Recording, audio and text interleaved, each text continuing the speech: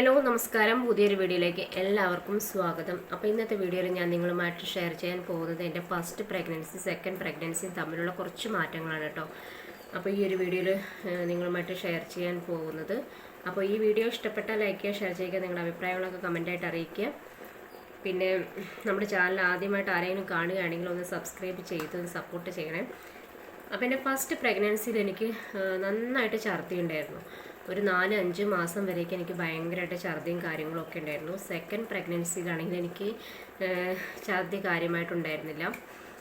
ഒരു 2-3 പ്രാവശ്യം മാത്രം ഇങ്ങനെ ഛർദിയായിട്ടുള്ള സംഭവങ്ങൾ മാത്രമേ ഉണ്ടായിട്ടുള്ളൂ. അതായത് ഒരു മകരമാസം ആ ഒരു ടൈം, ആ സമയത്ത് എൻ്റെ അച്ഛൻ മരിച്ചിരിക്കുന്ന സമയമായിരുന്നു. അപ്പോൾ അതിരാവിലെ എണീക്കണമല്ലോ, അപ്പോൾ ഭയങ്കര തണുപ്പും കാര്യങ്ങളൊക്കെ ആയിരുന്നു. അപ്പോൾ അങ്ങനെ തണുപ്പ് പറ്റാത്ത ഒരാളാണ് ഞാൻ. അപ്പോൾ അതിൻ്റെ കാരണം കൊണ്ടായിരിക്കാം ഒരു പക്ഷേ ഛർദിയും കാര്യം ആ ഒരു സമയത്ത് അതിരാവിലെ ഛർദി ഇങ്ങനെ ഉണ്ടായിരുന്നു. അതല്ലാതെ എനിക്ക് ഭക്ഷണം കഴിക്കുമ്പോഴോ ഭക്ഷണത്തിൻ്റെ സ്മെല്ല് കേൾക്കുമ്പോഴോ ഒന്നും എനിക്ക് ഛർദിയും കാര്യങ്ങളോ ഒന്നും ഉണ്ടായിരുന്നില്ല. ഫസ്റ്റ് പ്രഗ്നൻസിയിലാണെങ്കിൽ 4-5 മാസം വരേക്ക് എനിക്ക് കണ്ടിന്യൂസ് ആയിട്ട് എനിക്ക് ഛർദിയും കാര്യങ്ങളൊക്കെ ഉണ്ടായിരുന്നു. ഭക്ഷണം കഴിക്കാനൊക്കെ ഭയങ്കര ബുദ്ധിമുട്ടും കാര്യങ്ങളൊക്കെ ആയിരുന്നു. പിന്നെ രണ്ടാമത്തെ കാര്യം എന്ന് പറഞ്ഞാൽ കാലിൽ നീര്. ഫസ്റ്റ് പ്രഗ്നൻസിയിലാണെങ്കിൽ കാലിൽ ഭയങ്കരമായിട്ട് നീരുണ്ടായിരുന്നു. സെക്കൻഡ് പ്രഗ്നൻസിയിൽ അങ്ങനെ നീരിൻ്റെ ഒരു സംഭവം ഇതുവരെ ഉണ്ടായിട്ടില്ല. ഇപ്പോൾ 8 മാസമായി ഇതുവരേക്കും അങ്ങനെ കാലിൽ നീരോ ഒന്നും ഇതുവരെ ഉണ്ടായിട്ടില്ല. ഫസ്റ്റ് പ്രഗ്നൻസിയിൽ പ്രസവം വരേക്കും എനിക്ക് ഭയങ്കര നീരാണ്. നമ്മൾ യാത്ര ചെയ്യുമ്പോഴോ യാത്ര ചെയ്തിട്ട് നമ്മൾ എണീക്കുമ്പോഴോ പിന്നെ കുറേ സമയം ഒക്കെ ഇരുന്ന് കഴിഞ്ഞിട്ട് എണീക്കുമ്പോഴും ഒക്കെ ആയിട്ട് ഭയങ്കര നീരും കാര്യങ്ങളൊക്കെ ആയിരുന്നു. ഈ പ്രാവശ്യം അങ്ങനെ ഒരു ബുദ്ധിമുട്ടോ കാര്യങ്ങളോ ഒന്നുമില്ല. പിന്നെ മൂന്നാമത്തെ കാര്യം എന്ന് പറഞ്ഞാൽ വെരിക്കോസിൻ്റെ അസുഖം. അത് ഞാനിപ്പോൾ ഈ അടുത്താണ് കണ്ടു തുടങ്ങിയത്. എനിക്കൊരു 7-ാമത്തെ മാസമൊക്കെ ആയപ്പോഴാണ് എനിക്ക് വെരിക്കോസിൻ്റെ ഒരു അസുഖം കണ്ടത്. ഫസ്റ്റ് പ്രഗ്നൻസിയിൽ അങ്ങനെ വെരിക്കോസിൻ്റെ ഒരു അസുഖം എനിക്ക് ഇതുവരെ ഉണ്ടായിട്ടേ ഇല്ല. വെരിക്കോസിൻ്റെ അസുഖം പ്രസവം വരേക്കും എനിക്ക് ഉണ്ടായിട്ടുണ്ടായിരുന്നില്ല.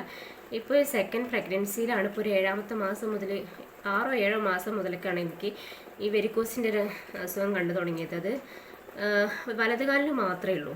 പിന്നെ വേറെ എവിടെയും ഞാൻ അങ്ങനെ വെരിക്കോസിൻ്റെ ഒരു അസുഖം ഞാൻ കണ്ടിട്ടില്ല. അപ്പോൾ ഈ ഒരു വലതുകാലിന് വലതുകാലിന് മുട്ടുണ്ടല്ലോ, മുട്ടിൻ്റെ അവിടെ മാത്രമേ ഉള്ളൂ. അത് കുറേ സമയം നമ്മൾ നടന്നു കഴിഞ്ഞാലൊക്കെ ഭയങ്കര വേദനയായിരിക്കും. അല്ലാതെ വേറെ കുഴപ്പങ്ങളൊന്നും കാര്യങ്ങളൊന്നും ഇല്ല. പക്ഷെ അത് ഭയങ്കര വലിയൊരു സംഭവമാണെന്ന് മാത്രം, വലുതായിട്ടാണ് അത് നിൽക്കുന്നത് മാത്രം. പിന്നെ ഉള്ളതെന്ന് പറഞ്ഞാൽ ഭയങ്കരമായിട്ട് ശ്വാസം മുട്ടുന്നൊരു സംഭവം. എന്താ വെച്ചാൽ ഇപ്പം ഞാൻ തന്നെ അങ്ങനെ സംസാരിച്ചുകൊണ്ടിരിക്കുമ്പോഴൊക്കെ എനിക്ക് കിതപ്പ് വരുന്നുണ്ട്.